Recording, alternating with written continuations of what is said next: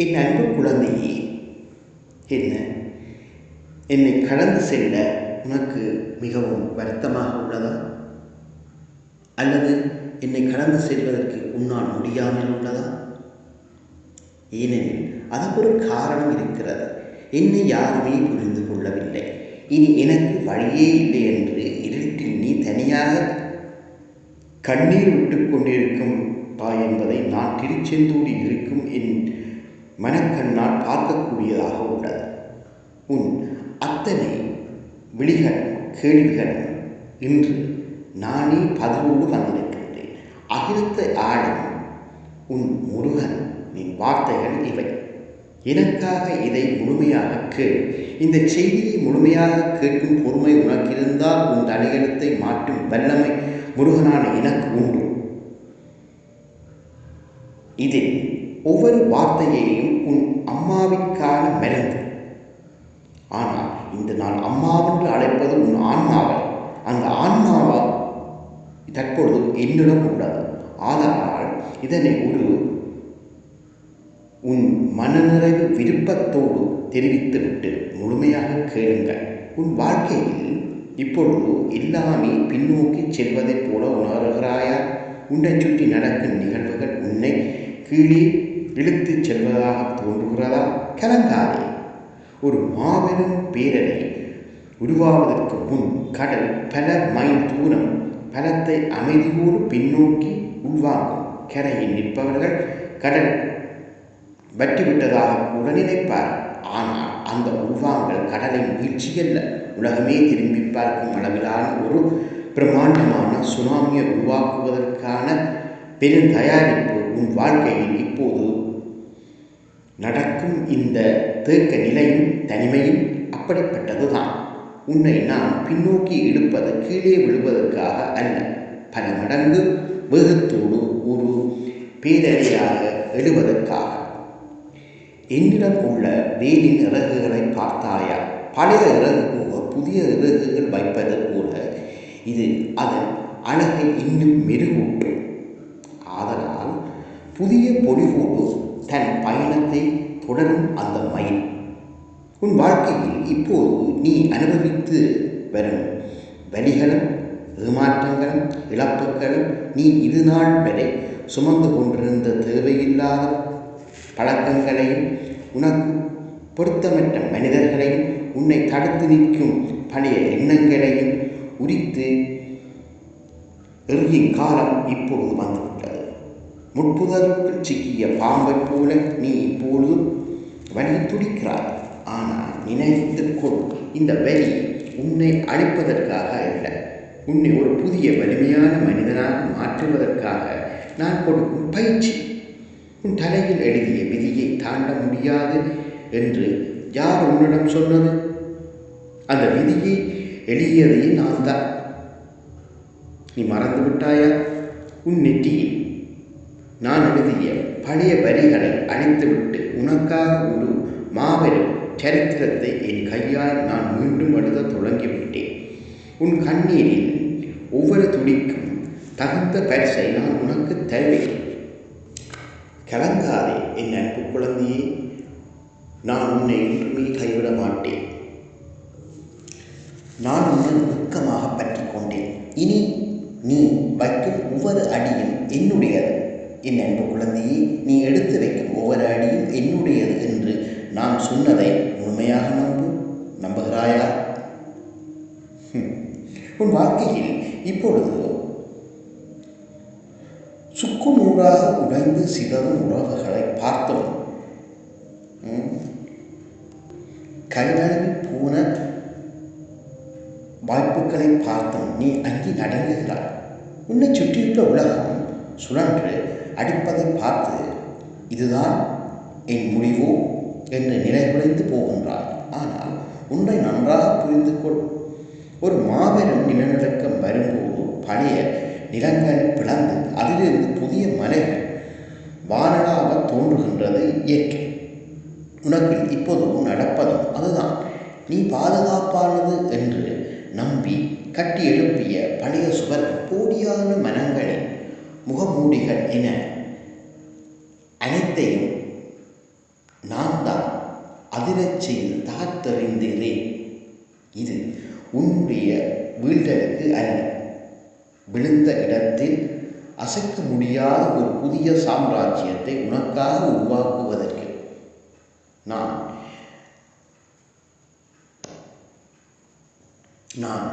உனக்காக உன் வாழ்க்கையை மிகவும் திடகாத்திரமாக நல்ல முறையில் வழிநடத்துவேன். ஆனால் நீ என் பிள்ளை. உன் ஒவ்வொரு கஷ்டத்திலும் என் ஸ்பெர்சம் இருக்கிறது. இந்த உலகின் பார்வைக்கு நீ காயப்பட்டவனாக தோல்வியுற்றவனாக தெரியலாம்.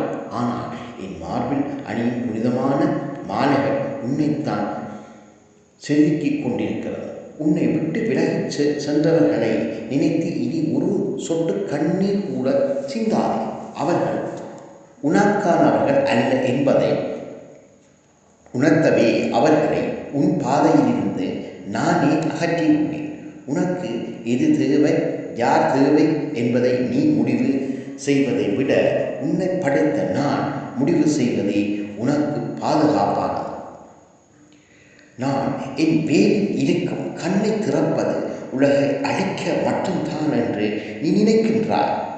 இல்லை குழந்தையே, உன்னை சூழ இருக்கும் இருளை அழிக்க, உன்னை ஏமாற்றும் மனிதர்களின் வஞ்சகத்தை இடிக்க, எல்லாவற்றாலும் மேலாக உனக்குள் இருக்கும் தேவையற்ற பயத்தை சுட்டு பொசுக்கவே இப்பொழுது என் வேலில் நான் உன்மீது பாய்ச்சுகிறேன். இந்த தகிப்பு இப்பொழுது உன்னை சுடுவது போல் தோன்றினாலும், ஆனால் இது உன்னை புனிதப்படுத்திக் கொண்டிருக்கிறது. உன் சோதனைகள் எல்லாம் முடியப்போகும் தருணம் வந்துவிட்டது. உன் கவலைகள் அனைத்தும் இன்று என் பாதத்தில் இறக்கி வைத்துவிடு. இனி நீயாக எதையும் சரி செய்ய போராடாது. எல்லாவற்றையும் முருகன் பார்த்துக் கொள்வார் என்று என்னிடம் முழுமையாக ஒப்படைத்துவிட்டு அமைதியாக உன் வேலையை மட்டும் பார்.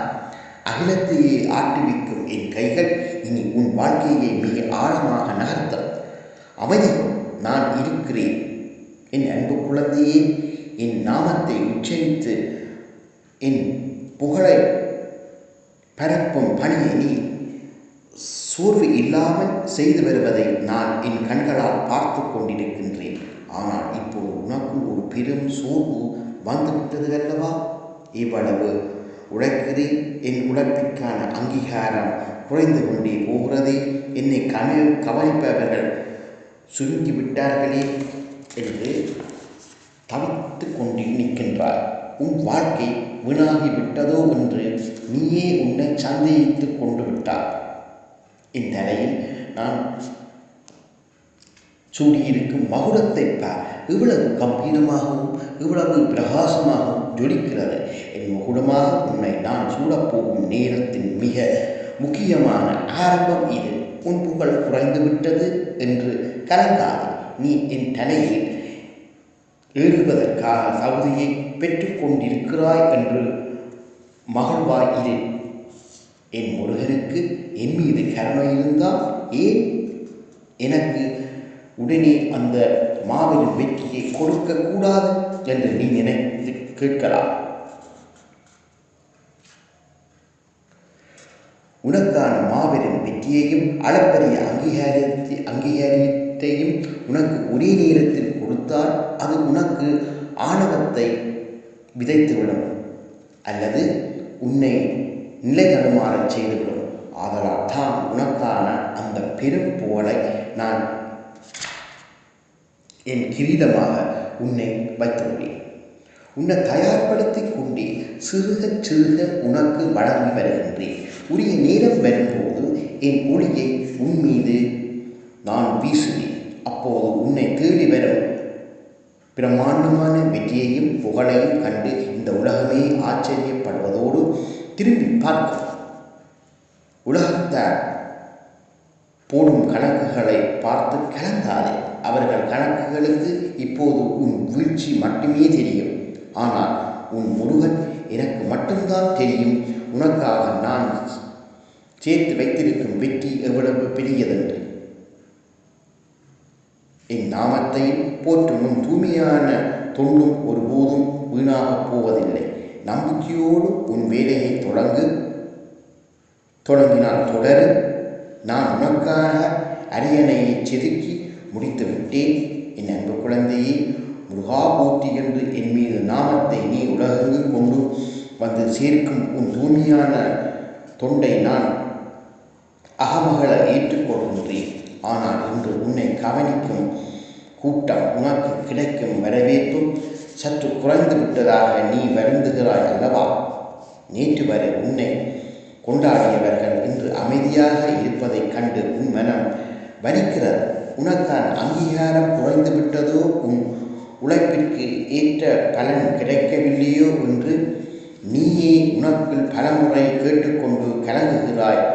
ஒன்றை நன்றாக புரிந்து கொள் குழந்தையே, மனிதர்களின் கண்கள் மிகவும் நிலையற்றவை. அவர்கள் ஒரு நாள் வருவார்கள், மறுநாள் கடந்து செல்வார்கள். ஆனால் திருச்செந்தூர் இருக்கும் நான் வீட்டிற்கும் இந்த முருகப்பெருமானின் பார்வை உன் உழைப்பின் மீது மட்டுமே முழுமையாக நிலைத்திருக்கின்றது. உன் படைப்புகளை, உன் வியர்வையை இந்த மனிதர்கள் பார்த்தார்களோ இல்லையோ, நான் என் விழியிலே இமைக்காமல் பார்த்து கொண்டிருக்கிறேன். நீ வளர்ந்து போய்கொண்டிருக்கு செய்யும் ஒவ்வொரு செயலும் எனக்காக மலரும் அர்ச்சனைக்காகவே என் பாதங்களை வந்து அடைகின்றது. நான் உன்னை தனிமைப்படுத்தவில்லை. எதற்காக உன்னை நான் தனியே பிரித்து வைத்திருக்கின்றேன்? நீ மிகுந்த ஈடுபாடோடு செய்யும் செயலுக்கான பலன் தற்காலிகமாக தடைப்பட்டிருப்பதாக எண்ணி உன் வாழ்வாதாரத்தை நினைத்து நீ அஞ்சுகிறாய் என்பது எனக்கு தெரியும். உன்னை சுற்றி இருப்பவர்கள் வேகமாக முன்னேறி செல்வதை பார்த்து நீ மட்டும் அங்கேயே தேங்கி நிற்பதாக வருந்துகிறாய். ஆனால் என் முன்னே எந்த க்ஷணமும் இல்லாமல் கம்பீரமாக அமர்ந்திருக்கும் தந்திரத்தை பார். உலகமே அவர்களை சுற்றி வந்தாலும் அவர் பார்வை எதையும் கவனிக்கவில்லை. அவருடைய முழு கவனமும் முழு பார்வையும் என்னை பார்த்தபடி மட்டுமே நிலைத்திருக்கும். மற்றவர்கள் என்ன செய்கிறார்கள், உலகம் என்ன பேசுகிறது என்பதை பற்றி அவர்களுக்கு எந்த கவலையும் இல்லை. என் உத்தரவு வரும் வரை அவர்கள் பொறுமையோடு அசைக்க முடியாத பெரும் நம்பிக்கையோடு காத்திருக்கிறார்கள். என் அன்பு குழந்தையே, நீயும் இப்பொழுது என் மயிலை போல நீ மாற வேண்டும். உலகம் எப்படி பார்க்கிறது, உன்னை விட்டு விலகிய மற்றவர்கள் எவ்வளவு தூரம் செல்கிறார்கள் என்றெல்லாம் நீ திரும்பி பார்க்காதே. உன் பார்வையை உன் உழைப்பின் மீது, உன்னை ஆளும் என் மீதும் மட்டுமே வை. நீ உருவாக்கும் ஒவ்வொரு படைப்பிலும், நீ சிந்திக்கும் ஒவ்வொரு நற்செயலிலும் என் மூச்சு கலந்திருக்கிறது. உனக்கான காலம் வரும்போது நான் கண் அசைப்பேன். அந்த ஒரு நொடியில் இதுவரை நீ இழந்தது, உனக்கு கிடைக்காமல் தள்ளி போனது அனைத்தும் பல மடங்குகளாக உருவெடுத்து உன்னை தேடி வரும். உன் கையில் இருக்கும் வேலையை நீ அறிவார். என் கையில் இருக்கும் வேலை நீ அறிவார். அதன் 3 முனைகளையும் எடுத்து குறிக்கின்றது உனக்கு தெரியுமா? அது உன் கடந்த கால துயரங்களையும், நிகழ்கால பயத்தை, எதிர்கால கவலையை ஒரே அடியாக அளிக்கும் ஆயுதம். உன் வருங்காலம் என்ன ஆகுமோ, உழைப்பிற்கு என்ன பலன் கிடைக்குமோ கிடைக்காதோ என்ற பயத்தை இத்தோடு என் வேலாயுதம் காலடியில் வீசிவிடு. உலகத்தில் உள்ள அத்தனை உயிரினங்களுக்கும் படியளக்கும் இந்த முருகன் எனக்காகவே தன்னை அர்ப்பணித்து உழைக்கும் என் பிள்ளையை நான் கைவிடுவேனா? உன் சோர்வை உதறிவிட்டு இன்னும் கம்பீரமாக எழுந்து நில். நீ தனியாக பயணிக்கவில்லை. அகிலத்தின் நாயகன் உன் தோள் மீது கைகூட்டு உன்னோடு நடந்து வந்து கொண்டிருக்கின்றேன். தொடர்ந்து நட. உனக்கான பாதையை நான் என் அறிவுபூர்ண ஆசீர்வாதத்துடன் திருப்பி வைத்திருக்கின்றேன்.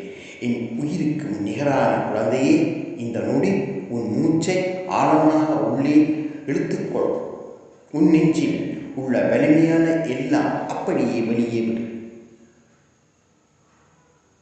என் கண்களை நீராக பார். என் உடல் முழுவதும் நான் பூசி இருக்கும் வெண்ணிற திருநீர் உனக்கு என்ன உணர்த்துகிறது என்று என்றாவது சிந்தித்திருக்கிறாயா? இந்த உலகில் நீ காணும் எல்லாமே ஒரு நாள் முடிவை சந்தித்து சாம்பலாகத்தான் மாறப்போகிறது என்பதை உணர்த்தவே நான் இதை பூசிக்கொண்டேன். என் மேனி தரித்திருக்கிறேன்.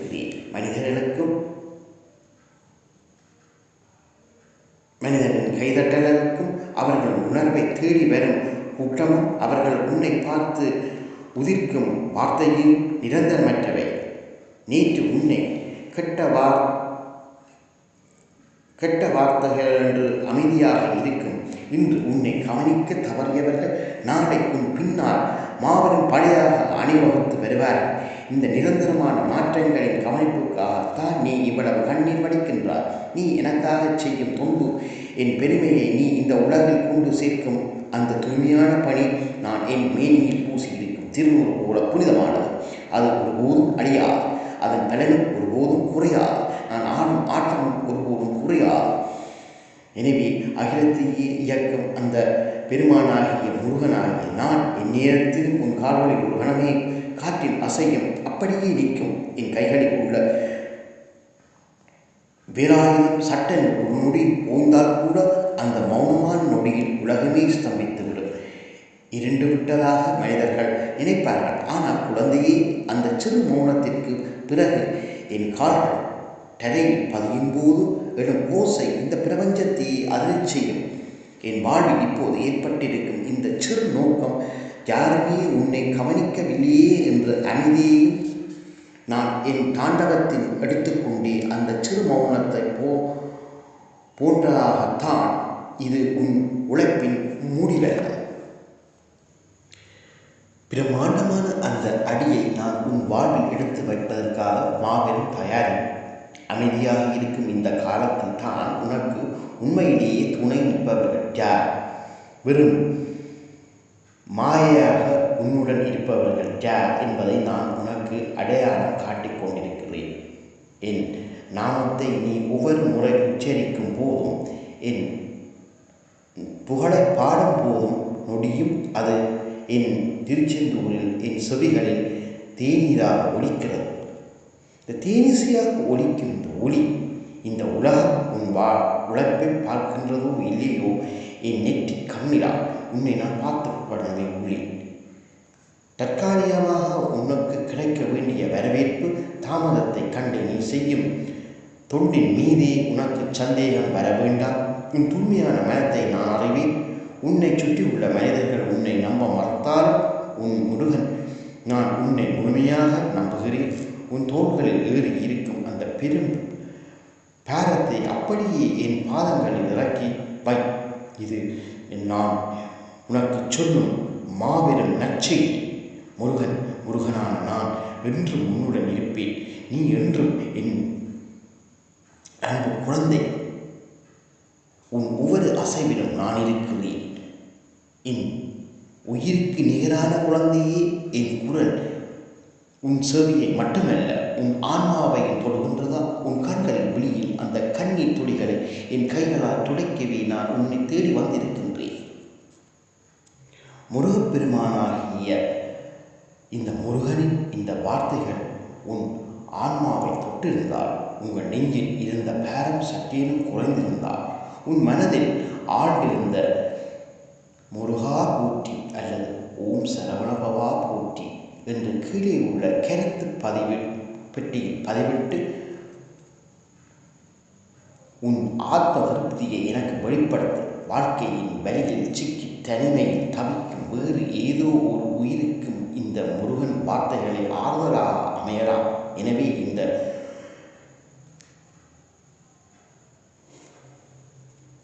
இந்த பதிவை மற்றவர்களுக்கும் பண்ணினால் தான் மற்றவர்களை இதை கேட்டு உன் ஆத்ம திருப்தியை மற்றவர்களிடம் கேட்பதால் உனக்கு நன்மை கூடுதலாக கிடைக்கும். தொடர்ந்து அந்த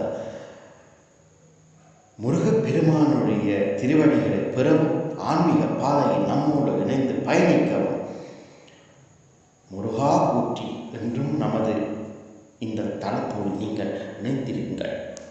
முருகன் அருளோடு மீண்டும் அடுத்த பதிவில் சந்திப்போம். ஓம் முருகா போற்றி.